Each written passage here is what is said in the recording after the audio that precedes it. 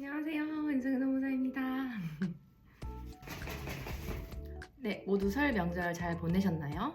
네, 벌써 명절이 다 지나고 3월이 곧 될 텐데 26년도도 벌써 3개월째 접어들게 되니까 시간이 참 빠른 것 같아요.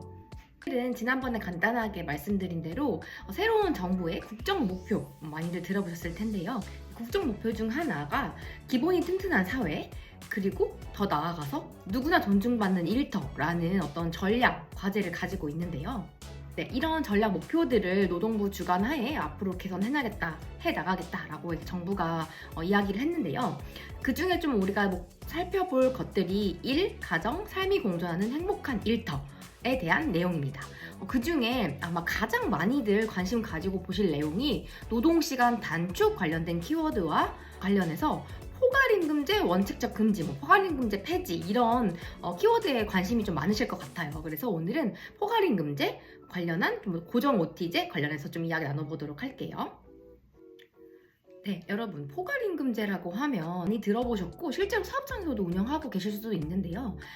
포괄임금제라고 하는 것은 우리 근로기준법이 법으로 명시해서 인정하는 임금 산정 방식은 아니고요. 연장, 야간, 휴일 근로수당 등을 실제 근로시간이랑 상관없이 미리 기본급의 어떤 고정 금액을 포함해서 지급하는 임금 산정의 방식 중 하나입니다. 우리 법에서 규정하고 있는 원칙적인 임금 산정 방식은 통상임금 산정 방식이에요. 실제로 근로한 시간에 따라서 내가 일주 40시간을 근로하기로 회사와 약속을 했다라고 했을 경우에는 해당 시간을 넘는 연장 근로시간, 야간 근로시간, 연장 야간 근로시간, 휴일 근로시간에 대해서는 통상 시급과 그 연장 가상 수당을 곱해서 그 초과 근로만큼 더 지급받는 방식이 통상임금 산정 방식이고요. 이것과는 별개로 판례가 좀 추가적으로 인정하는 방식이 바로 포괄임금제 방식인데요. 법에서 명시하고 있지 않기 때문에 좀 케이스마다 달리 적용되기도 하고 그래서 오남용 되기도 합니다. 말씀드렸듯이 실제 근로시간과 상관없이라고 말씀을 드렸잖아요. 그래서 여기서 키포인트는 근로시간 산정이 주로 어려운 경우 너무 외근이 많다거나 아니면 감시 단속적 근무라든지 이런 식으로 근로시간 산정이 실제로 어려운 경우에 이런 포괄임금제를 적용할 수 있었어요. 왜냐하면 내가 실제 우리가 약정한 근로시간이 얼만큼인지 그 이후에 추가한 근로시간이 얼만큼인지가 산정이 되지 않기 때문에 이런 포괄임금제를 판례로 인정을 하고 있었는데 지금 좀 제가 설명드린 어떤 이런 개념에서 좀 유출을 해보면 이게 오남용 될 여지가 좀 있거든요. 즉 근로시간 산정이 어렵지 않고 또한 근로자에게 불리하지 않아야 한다는 어떤 판례 요건에도 불구하고 근로시간 산정을 충분히 할 수 있음에도 이런 연장, 야간, 휴일 수당 등을 녹여서 지급하는 어떤 포괄임금제가 좀 만연하게 나타나던 때가 있었어요. 그래서 우리 법원은 포괄임금제의 유효성에 대한 요건들을 나열을 하고 있고 아까 말씀드린 것처럼 실제로 근로시간 산정도 어려워야 하며 그것이 근로자한테 불리함이 없어야 하는데 이런 것들을 우리가 기업에서 많이들 근로해보셨으면 아시겠지만 혹은 대표님들도 아시겠지만 근로시간에 대한 어떤 연장 근로에 대한 초과 수당을 계속 주는 것이 또 회사 입장에서는 부담스러울 수도 있고 어느 정도는 우리가 연장 근로가 좀 당연시 되는 회사들도 당연히 많잖아요. 주 40시간만으로는 우리의 업무량을 채울 수 없는 경우도 너무 많고요. 그래서 이런 포괄임금제가 사무직에 만연하게 됐었는데 포괄임금제? 사실 이거는 근로시간 산정이 어려운 경우에만 적용이 된다고 하는데 라고 하면서 우리 회사 포괄임금제인가? 라고 한 근로자들이 노동청에 간다거나 임금체불 어떤 그런 진정을 걸었을 경우에 노동청에서 이런 포괄임금제가 법적으로 명시된 임금 산정 방식은 아니기 때문에 포괄임금제 자체는 그때그때 케이스 바이 케이스로 많이 판단을 하게 되었어요.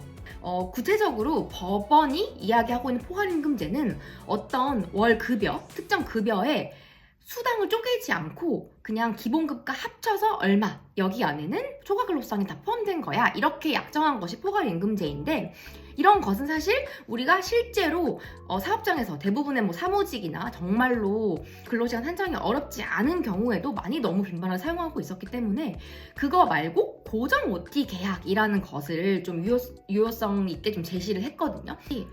포괄임금과는 다르게 뭐 근로시간이랑 상관없이 어떤 연장, 야간, 휴일 수당을 다 포함해서 기본급을 얼마라고 책정하는 것이 아니라 뭐 연장 근로시간 뭐 30시간, 그 다음에 뭐 야간 근로시간 10시간 이런 식으로 실제 그 근로자의 근로시간 행태를 반영해서 미리 이 정도의 고정 OT를 월급여에 포함해서 주겠다라는 계약이 고정 OT 계약이거든요. 이들을 노동청에서 인정하고 있는 이유는 실질적으로 회사와 근로자가 근로시간을 정확히 산정하는 게 좀 어렵기는 해요, 실질적으로. 왜냐하면 우리 뭐 판례에서도 그렇고 근로시간이라는 거는 근로자가 회사와 약정한 어떤 소정 근로시간 또 법정 근로시간 내에 근로를 하면서 내가 만약에 자발적으로 연장 근로를 했다고 하면 이건 또 연장 근로로 인정되지 않잖아요. 그런데 이 자발적 연장 근로, 그 다음에 뭐 대기시간, 뭐 휴게시간, 근로시간의 경계가 좀 불명확할 수 있어요. 그것을 100% 정확하게 근거 있게 체크를 하는 것이 어렵기 때문에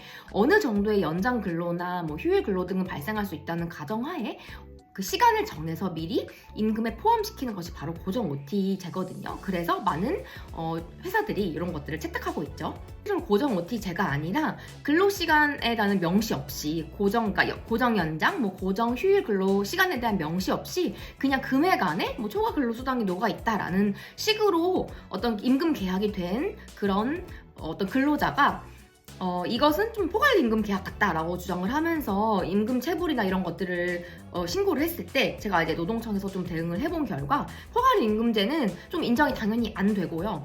좀 고정 OT처럼 근로시간, 내가 얼만큼 한 달에 연장 근로시간을 할 건지, 휴일 근로시간을 할 건지, 혹은 연장 야간 근로시간을 할 건지를 명시를 하고 해당 수당을 구분해야 그 유효성이 좀 인정되고 있어요. 어쨌든 이런 고정 OT도 결국에는 포괄임금제처럼 좀 회사에서 연장 야간 근로시간이 많지 않음에도 뭐 통상시급을 낮추려는 어떤 목적 혹은 뭐 연장 초과 근로수당을 주지 않으려는 목적으로 우리가 주 12시간 한도 내에서 연장 근로가 가능하잖아요. 이런 것들을 아주 풀로 넣어서, 그러니까 풀포괄이죠. 그러니까 사실 포괄임금제는 아니지만 풀로 넣어서 고정 OT 계약을 체결하는 경우도 있어요. 그러니까 월에 52시간 정도를 고정 OT로 계약을 체결하면 실제로 이 근로자의 연장이나 야간 근로시간이나 휴일 근로시간의 행태를 반영함이 없이 그냥 포괄임금제랑 사실 거의 비슷한 느낌이잖아요. 그렇기 때문에 이것도 오남용이 된다고 볼 수는 있는데 회사에서들 많이 활용하고 있기는 하지만 뭐 우리 24년도에 전원합의체, 통상임금 관련된 전원합의체에서도 고정성이 폐기가 됐잖아요. 그래서 어떤 근로자들의 연장 근로, 휴일 근로에 대한 행태에 대한 어떤 측정, 반영 없이 계속 똑같이 막 52시간을 계속 고정 OT로 넣었다고 하면 나중에는 이게 제 생각에는 이게 통상임금에 반영될 가능성도 저는 있다고 보거든요. 그렇기 때문에 우리 정부가 어떤 국정과제로 추진하겠다고 한 포괄임금제 원칙적 금지가 정말 제 수당의 나눔 없이 모든 월급에 포함해서 주는 그런 포괄임금제만 원칙적으로 금지하겠다는 것인지 아니면 우리가 많이 활용하고 있는 고정 OT까지 좀 손을 대겠다는 것인지는 사실 좀 불분명하긴 하거든요. 제 생각에는 아직까지 고정 OT까지 확실하게 폐지를 하겠다라는 느낌은 아닌 것 같아요. 왜냐면 그렇게 되면은 모든 기업이 거의 임금 어떤 체계를 손봐야 하기 때문에 점진적으로 조금 확대되지 않을까라는 생각이긴 합니다. 그래도 포괄임금제에서 비롯된 어떤 고정 OT 계약 이런 것들도 실질적으로 공짜 노동을 강요한다고 볼 수는 있기는 해요. 그래서 정말 매월 이 근로자들의 어떤 고정 연장, 고정 휴일 근로 시간이 어떤 뭐 개월수 패턴에 따라서 좀 바뀌는 게 아니라 항상 풀로 포괄해서 뭐 52시간을 다 고정 OT로 넣는다거나 하는 것들은 사실 위험하긴 하니까 앞으로의 이런 것들을 대비하기 위해서 우리 사업장에서도 이런 것들을 점차 줄여 나간다거나 통상임금 계약으로 바꾸는 것도 필요하다는 의견을 좀 드리고 싶습니다. 네, 우리 새로운 정부의 많은 국정 과제들 중에서도 노동시간 단축과 관련된 키워드들이 굉장히 좀 핫하고 또 많이 문의를 주시는데요. 물론 앞으로의 좀 추이를 지켜봐야겠지만 전반적으로 노동시간의 단축에 궤는 좀 같이 한다는 점, 그 관점에서 포괄임금제 플러스 고정 OT 계약은 점차 확대되기보다는 줄어들 가능성이 많다는 점 등을 좀 염두에 두시면서 우리 사업장에서도 이런 것들을 좀 대비하시면 좋을 것 같아요. 네, 감사합니다. 다음 시간에 또 뵐게요.